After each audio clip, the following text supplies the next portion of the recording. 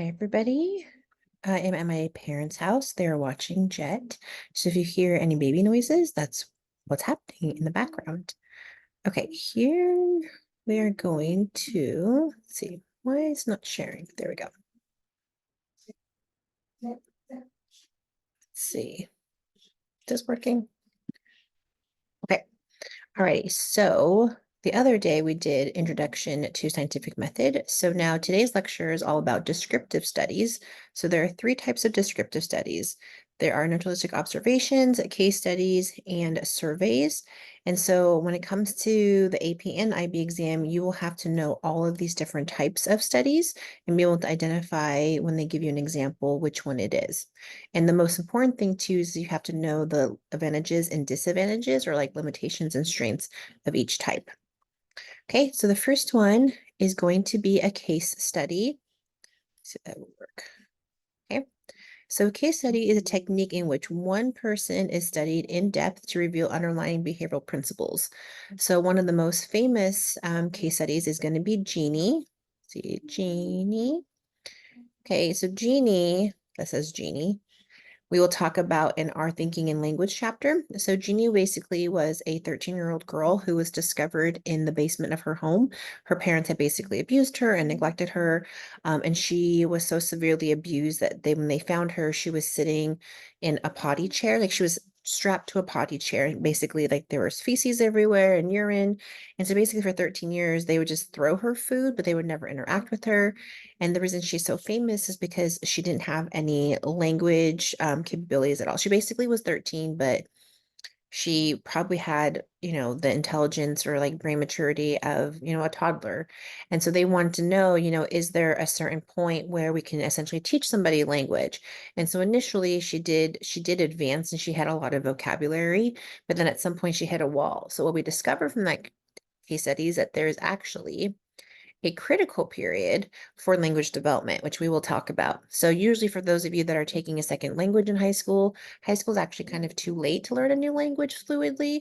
The best is to teach children a new language. They can pick it up faster. And the cutoff is usually about 7 years old. Okay, usually after 7, it becomes really difficult to be fluent in a brand new language. Another case study is a man named Phineas Gage, which you guys will get to in your bio chapter. So he pretty much was, I think he was like a coal miner. And during his coal mining days, I guess, there was a blast and a big, gigantic, like metal rod went straight through his frontal lobe, and he survived it. And what they learned from his case study was that our frontal lobe, because he ended up obviously being a different person afterwards, is that he became more aggressive and more impulsive. So we discovered through this case study that our frontal lobes actually control impulse control, planning, thinking ahead. Okay, oopsie, that was too far. Okay, so when it comes to his case studies, the advantages is that you can actually gain a lot of information. So again, like language development, frontal lobe development, through all these observations and journals, you would talk to not only just the person being studied, but also their family, their teachers, their friends. The disadvantage, and this is a key methods word, is that you cannot generalize it to the overall public because Jeannie's case and Phineas Gage's case, there's not another person that has the exact same experience as them. So it's really hard to generalize it. And also you can't replicate it to then a different study. Okay, next you guys have a survey. Most of you all know what a survey is. So this is basically where you're going to give someone a survey and then it's a self-report attitude. So we ask you questions and then you ultimately then respond back to how you feel. And again, in order for it to be representative to the overall public, ideally it would be a random sample of people and not just your friends.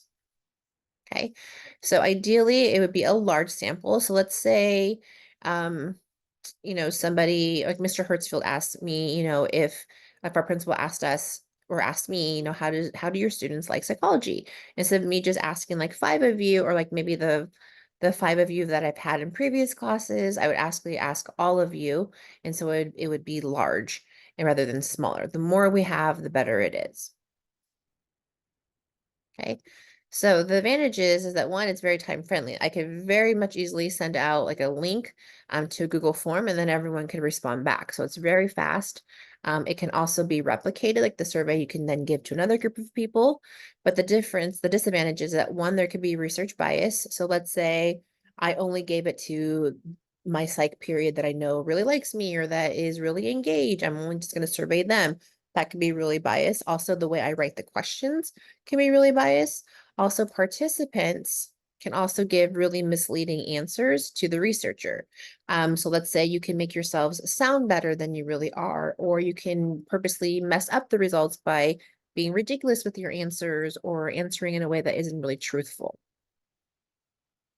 Again, limitations, it can have limited generalization. Again, finding like the perfect random sample is kind of difficult. So for example, if you were going to, again, if I was to survey, let's say the survey was, do high school students actually like taking psychology as one of their classes? So for me, because we're in Southern California, like just even my sample would be really biased compared to Los Angeles or Ohio or a different state. Also, again, the socially desirable answers can be biased. People can exaggerate to mess up the answers. Again, it also matters like where you're from, how old you are, et cetera, et cetera. Okay. Also, another limitation is the wording effect, vocab word. Okay, so if you look at this survey question, it says, given the number of shootings in schools, should we regulate handguns? True or false? Okay, is that question biased? Yes, it is. Okay, if you look at this question closely, which part of this sentence is a bias? Is this sentence or this question trying to get the audience to essentially say, yes, we need to regulate handguns, or no, we shouldn't? Like you can pretty much tell by this question what the researcher's bias is. And you can tell this person is against handguns because if it says right here, given the number of shootings in schools, automatically this is setting up the person that's going to answer the question. It makes us believe that there are a ton of school shootings. And yes, granted, in the last few years, there has been an increase. And again, this is an old slide. And yes, school shootings is a big deal. It's heart-wrenching. It does happen. But this question specifically makes you feel like it happens all the time. And so it naturally will then lead the person to be like, yeah, of course we should regulate handguns. Like we're against guns because we wouldn't want that in our schools. So even just given that, it is very much biased. Okay, also your go-to limitation. So for all of these methods, for the 5 methods, except for experiment, so the 4 other ones. So for case study, for survey, for naturalist observation, and for correlation, your go-to limitation, if they ask you that, is this one. It cannot establish causal relationships because in a survey, in a case study, in electric observation, you're not manipulating any variables. And so there's no causal effects. Only an experiment can have that. Okay, so I would say put a little star there.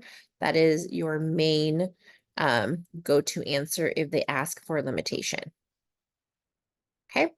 Another vocab word is the false consensus effect. So this is a tendency to overestimate the extent in which others share our beliefs and our behaviors. This is when we are surprised when someone doesn't agree with us. So it's a false consensus effect. So for example, let's say you don't like somebody and your friend does like them and you're like, what the heck? You're supposed to, if I don't like them, you don't like them. Like, why are you liking them? We're friends. We're not supposed to like the same people. And so this is false consensus. Or when someone's like, oh yeah, I'm not, because this is what I normally get my reaction. So like In-N-Out's fine. Like I'll totally eat In-N-Out, but I don't ever crave In-N-Out. It's not my favorite fast food place. If I lived on the East Coast and there wasn't In-N-Out, I wouldn't miss it. And most people are like, oh my goodness, how do you not like In-N-Out? It's so good. Like everybody likes In-N-Out. So that would be the false consensus effect. We believe everybody falsely is in consensus in agreement with us. Okay, so then when it comes to surveys, it's really important to have a good sample and your population in which it's intended. So for example, way in the back, people want to know, who was going to win the presidential election. And they called people and asked them, and it was a survey. And everyone said Alf Landon was going to be FDR. Okay, how many of you actually know who Alf Landon is? Most of us don't, because FDR actually won by a landslide. So then the question was, how in the world did Franklin D. Roosevelt win by a landslide, but everybody we surveyed and called said it was going to be Alf Landon.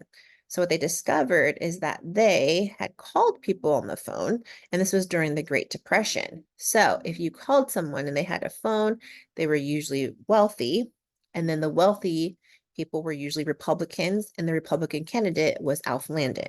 So their sample was incredibly biased. They basically surveyed all Republicans, and they all said it was going to be Alf Landon, and nobody surveyed any Democrats. And that's why that would be a very skewed, biased sample.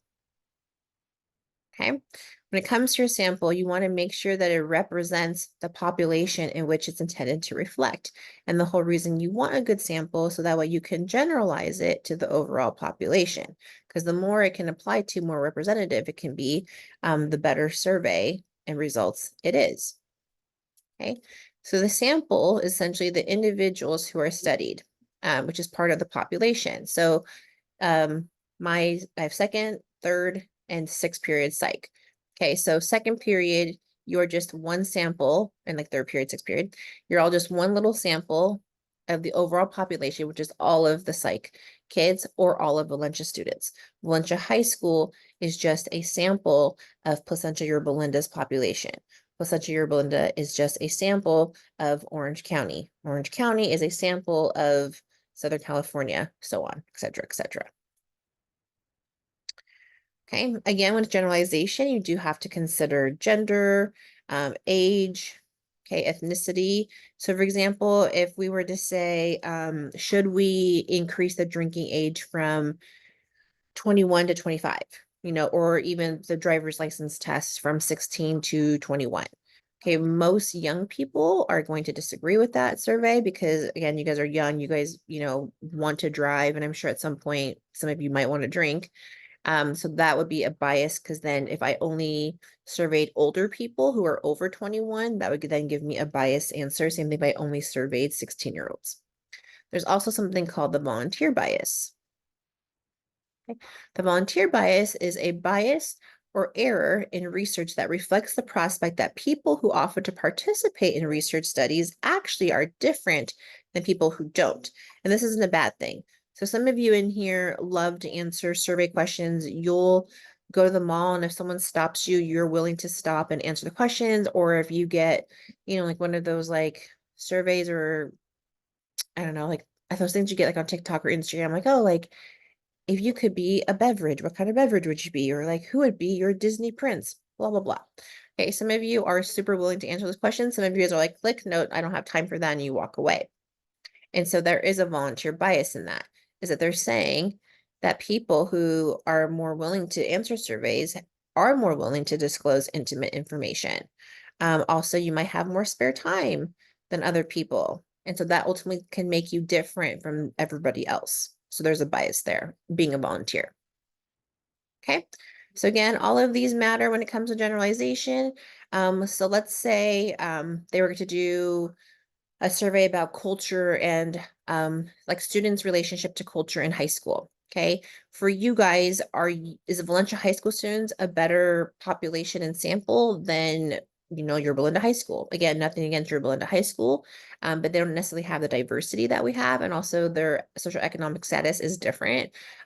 It's a little, it's a lot higher, and whereas in Valencia, it's a lot more diverse. So we would actually be a better sample than Yorba Linda High School because we can touch upon more different populations, and so it is more generalizable. Okay, this is going to be more for my IB students. So IB, when it talks about sampling, majority of you are going to use opportunity sampling, and you just have to make sure that you address why you chose it. And the reason you chose opportunity sampling is because it was the most naturally occurring group for you. That in order to access 20 people, being in high school at Valencia, it was the easiest way for you to quickly grab people rather than going out into the world and finding 20 random people to come sit in one room at the exact same time. Okay. All right, then again, vocab words. Okay, so you're going to hear another confusing pair, which is random sampling and random assignment. So random assignment is going to be for experiments, which we'll talk about later. But random sampling is going to be for surveys. And the way you're going to remember that is the two S's. Okay, so random sample goes for surveys. Random assignment goes to experiments. Okay, and random sampling basically just means everyone has an equal chance of being included. So ultimately, it's going to be the least bias. So instead of me just calling on you, supposedly randomly in class of like, hey, what do you think of my class? What I should do is take all of your ID numbers because I don't know them and cut them up into strips and throw them into a jar and then randomly grab them. That would be considered more of a random sample than me just being like, hey, you and you and you, tell me what your thoughts are. Okay. So again, if scientists conducted research with a random sample of students from Valencia High School, would their sample represent the general US population? Why or why not? So it would be better representation of the general population compared to your Blount High School, but it wouldn't be the best because even us just being in Orange County in California, it makes us a very different population than somebody again in Ohio or New York or LA even. Okay, then your last descriptive study is going to be naturalistic observation, which was also your homework. So this is basically you are going to observe and you're going to record the behavior of animals or humans in the wild in their natural setting. Okay, you are not going to interrupt them. They're not even going to know that you're actually watching them. And basically it's called naturalistic. It's observing people in their natural setting. And so according to the reading that all of you did, okay, the lady that was in charge of that was Miss Jane Goodall. Good. That's quite good. I think it's called. Okay. And the animal, that says Goodall, everybody, that she studied were chimpanzees. Chimps. Okay.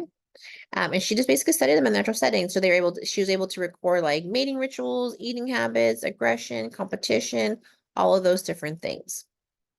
Okay, so the advantages of a naturalist observation is the fact that you are observing it without interfering. So the results are really genuine. There aren't any outside influences like someone, manipulating any of the variables. So that's great. So when you see people without them knowing that you're watching them, you can really get a lot of insight in just their natural behaviors.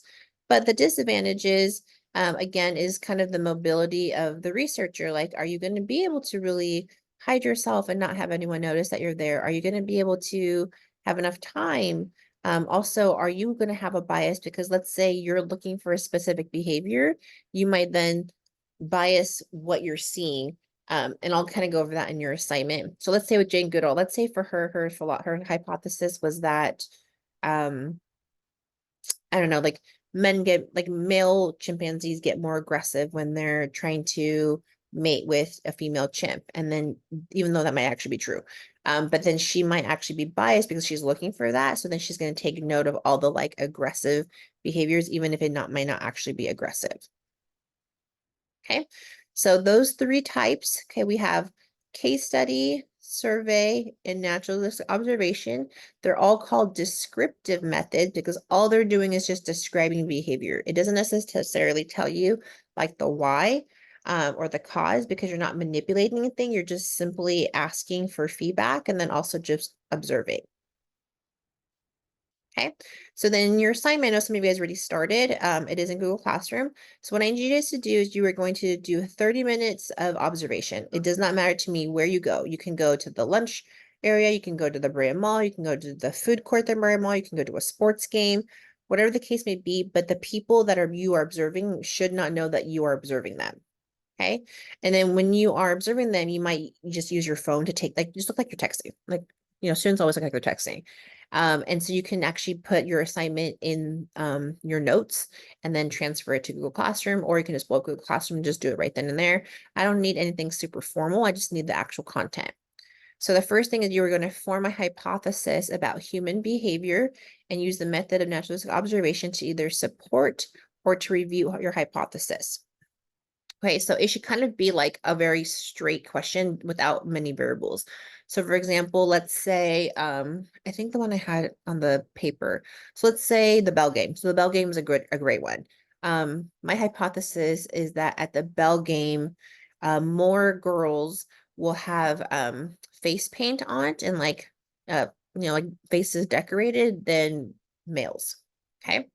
Then you're just going to record it and then you're going to observe and then you're going to see, what you get. Okay, so for example, let me see if I have it on the next slide. Let me just double check. Okay, I'll go to the next slide. Okay, so you're gonna start. So your time location is gonna be Friday.